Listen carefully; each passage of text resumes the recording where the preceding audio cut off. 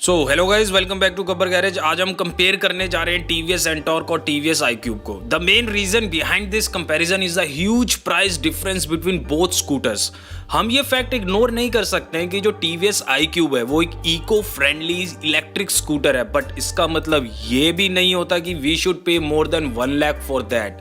Market में और भी स्कूटर्स अवेलेबल है, जैसे कि हीरो इलेक्ट्रिक ऑप्टिमा एल है जिसका जो प्राइस है 49K के अराउंड है, प्योर ईवी ई प्लूटो जिसका प्राइस 71K और उसकी रेंज 80 किलोमीटर एक बारी चार्ज करने पर है, हीरो इलेक्ट्रिक फ्लैश जिसका प्राइस 50K के और रेंज 65 किलोमीटर एक बारी चार्ज करने पर। ऐसे बहुत से स्कूटर हमारे पास अवेलेबल है, बट जो टीवीएस iQube है उसका जो प्राइस है वो 1,20,000 के आसपास है, तो वो थोड़ा समझ में नहीं आ रहा है क्यों है। तो इसलिए हम उसको कंपेयर करते हैं टीवीएस के ही एक बेहतरीन स्कूटर जो कि है टीवीएस एंटॉर्क के साथ। So in this comparison basically we will check out is TVS iQube worth to buy for such a huge amount, and on the other hand we have TVS Ntorq जिसका race addition BS6 आपको 81K के around में मिल जाएगा।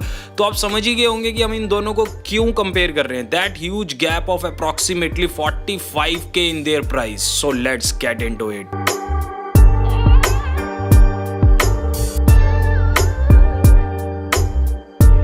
So if we compare their designs, TVS iQube का design टक्कर भी नहीं दे पाता TVS एंटॉर्क को। TVS एंटॉर्क का डिजाइन काफी स्पोर्टी और काफी एग्रेसिव है when it is compared to the TVS iQube। So design के मामले में अगर हम बात करें तो TVS iQube का कोई मुकाबला ही नहीं है TVS एंटॉर्क के साथ। अगर हम इनको इनकी परफॉर्मेंस के ऊपर कंपेयर करते हैं तो अगर मैं टीवीएस एंटॉर्क की बात करता हूं तो जो टीवीएस एंटॉर्क है वो पावर प्रोड्यूस करती है 9.38 bhp, वहीं टीवीएस iQube जो पावर प्रोड्यूस करके देती है हमें वो है 6 bhp। अगर हम टॉप स्पीड की बात करें तो टीवीएस एंटॉर्क की काफी ज्यादा है जो कि है 95 kilometre per hour as compared to 78 kilometre per hour जो कि है टीवीएस iQube की। अगर हम माइलेज की बात करें तो we all know that electric scooters have a very good mileage जो कि टीवीएस iQube की है 75 किलोमीटर एक बारी चार्ज करने पर, वहीं टीवीएस एंटॉर्क की जो माइलेज है वो 42 किलोमीटर पर लीटर। बट इसका मतलब ये नहीं कि यार we should consider the TVS iQube only. As I tell you above also that Hero Electric Flash or the Pure EV E Pluto have a range of 80 km एक बारी charge करने पे और उनका जो प्राइस है वो काफी कम है। So here we can also see that the price of TVS iQube is still unjustified. So जो परफॉर्मेंस हमें TVS iQube दे रही है ऑलमोस्ट सेम परफॉर्मेंस या उससे भी अच्छी हमें TVS एंटॉर्क से मिल जाती है। Let's check the last segment of comparison, that is some additional features, या फिर आप बोल लीजिए क्या TVS iQube टेक्नोलॉजी के ग्राउंड्स पर बहुत ज़्यादा एडवांस है।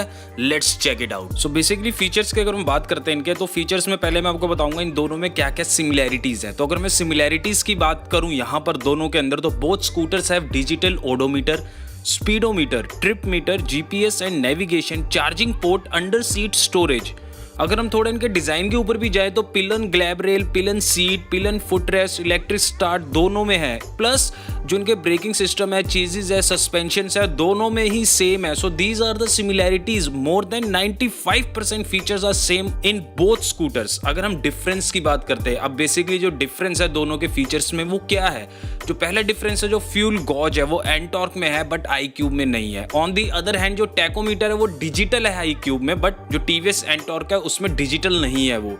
अगर हम बात करते हैं इनकी हेडलाइट की, तो जो हेडलाइट है टीवीएस एंटॉर्क की वो है हेलोजन टाइप, बट iQube में LED है, हेडलाइट भी और टेल लैंप भी। टीवीएस एंटॉर्क में जो टेल लैंप है वो LED है। तो डिफरेंस इतने ही है दोनों के फीचर्स में। बेसिकली बात करूँ तो एक ही मुझे मेन डिफरेंस नजर आया जो कि है जो टीवीएस एंटॉर्क है उसकी जो हेडलाइट है वो है हेलोजन टाइप और जो iQube है उसकी है LED टाइप। तो basically there is no difference. More than 95% features of the both scooters are same, and one is priced at 82,000 and another is priced at 1,15,000 or 1,20,000. So in the end I would like to say only one thing, and that is the TVS iQube failed to justify its price. यार इस price में हमें Pulsar NS 200 मिल जाती है यार, जिसका design तो छोड़ो, पावर मतलब कुछ कंपैरिजन ही नहीं है उसका iQube के साथ। iQube क्यों इतनी 1,20,000, 50,000, 60,000, 70,000 में मैं ई स्कूटर्स मिल रहे हैं, TVS Ntorq में 81K में मिल रहा है, तो यार 1 लाख से ऊपर क्यों खर्चे हम। So I hope guys you like this comparison, और आप भी समझ ही गए होंगे कि यार TVS iQube का जो प्राइस है वो इतना ज़्यादा नहीं होना चाहिए था, बेसिकली मैं यही कहना चाहता हूँ। और अगर आपका भी कोई सजेशन हो या मैंने वीडियो में कुछ गलत इन्फॉर्मेशन दी हो तो यार कमेंट करो, सो दैट नेक्स्ट वीडियो में अपन उसे सही कर सके।